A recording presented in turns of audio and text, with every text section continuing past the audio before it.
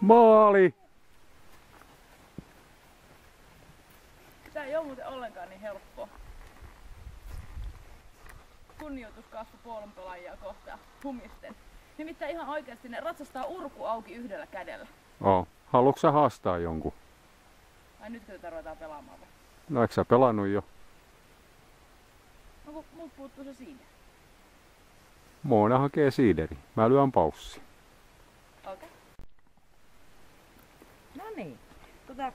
Nyt on pelattu poloa. Ponipuuloa jokikuntalaisittain ja nyt on haasteen. Kädi, otapas toi. Annappa siitä. Noin. Hop. Tää onnistu hanskatteli. Noin.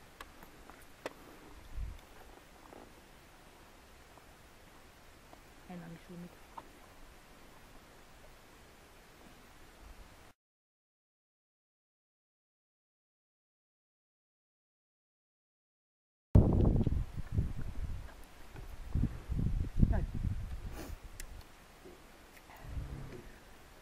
Elikkä haaste on tehty pikkasen myöhässä ja nyt pitäisi varmaan sitten haastaa muita tähän riemuiseen toimintaan.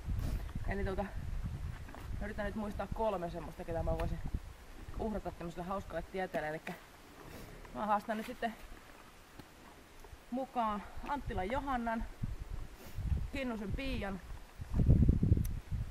ja kenettähän mä vielä tähän keksin.